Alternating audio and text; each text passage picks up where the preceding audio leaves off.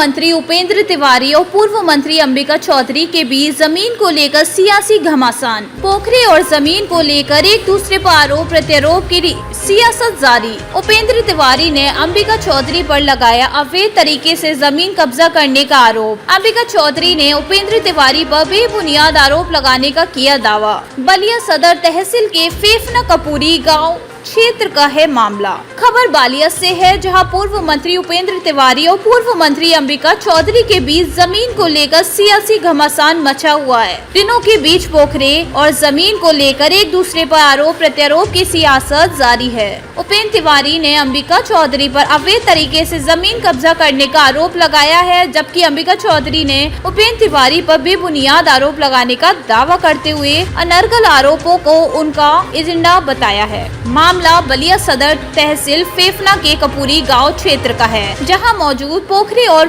भीटे की जमीन को लेकर उपेंद्र तिवारी ने अंबिका चौधरी पर अवैध तरीके से जमीन कब्जा करने और अवैध निर्माण का आरोप लगाया है। उन्होंने इस मामले में स्थानीय प्रशासन ने कार्रवाई की मांग की है, जबकि अंबिका चौधरी ने अपने ऊपर लगे इस आरोप को बेबुनियाद बताया है। मामले को लेकर उन्होंने कहा कि उपेंद्र तिवारी का राजनीतिक एजेंडा ही दूसरों पर अनर्गल आरोप लगाने का रहा। फिलहाल अब इस मामले को लेकर गेंद अब प्रशासन के पाले में है, जबकि दोनों एक दूसरे पर आरोप प्रत्यारोप में लगे हुए हैं, जिसके बाद राजनीति शुरू हो गया है। देखना है कि जिला प्रशासन इस मामले में क्या कर रही है। एसडीएम बलिया के यहाँ आए हुए हैं।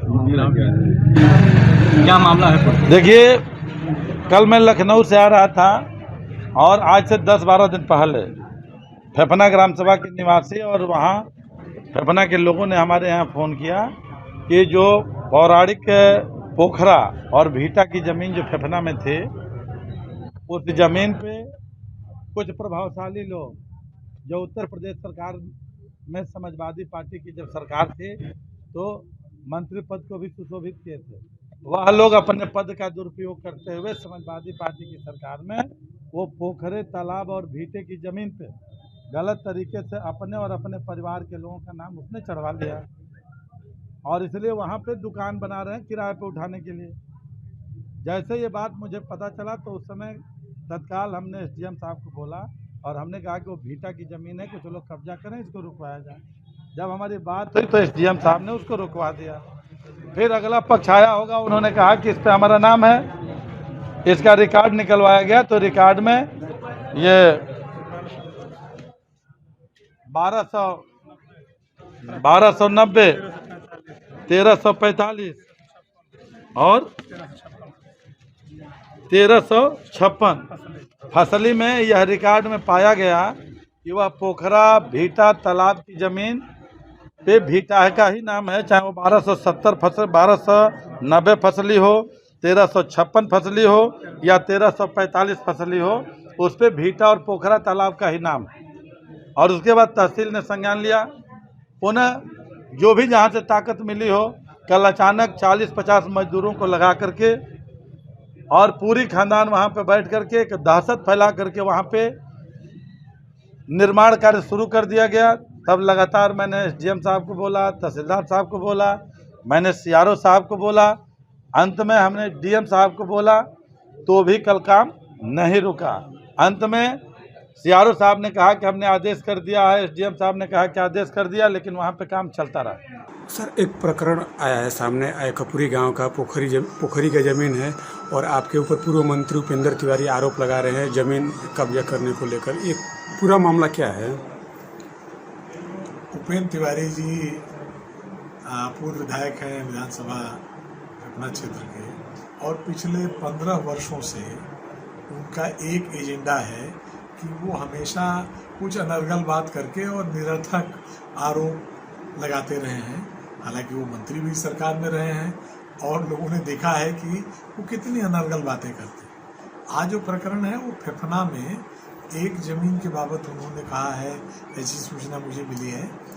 तो वो 1980 में, आज से 42 साल पहले, चितबड़ा गांव के सबसे सम्मानित परिवार के स्वर्गीय बद्रीनारायण गुप्ता और प्रभु नारायण गुप्ता जी ने मेरे पिताजी स्वर्गीय रामनगीना चौधरी और मेरे चाचा जी स्वर्गीय कमला चौधरी जी को वो ज़मीन 64 डिसमिल 1980 में लिखी थी।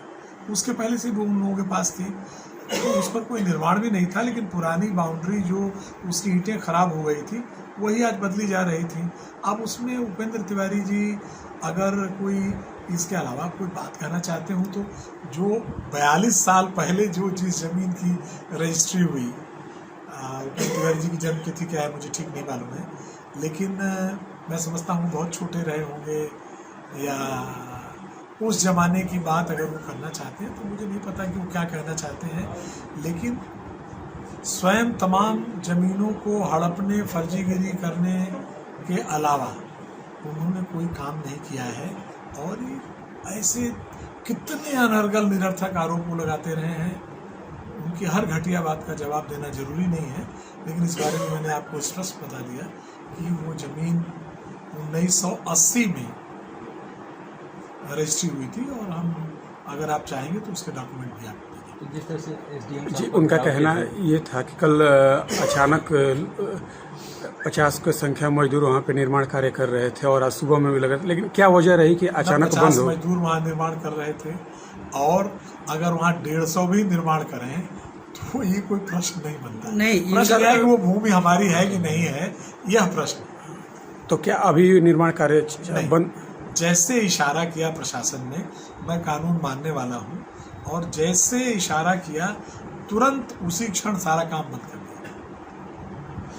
तो किस बात को लेकर वो कह रहे थे अरबों रुपए की जमीन कब्जा कर रहे हैं और अभी वो बता सकते हैं ये या वो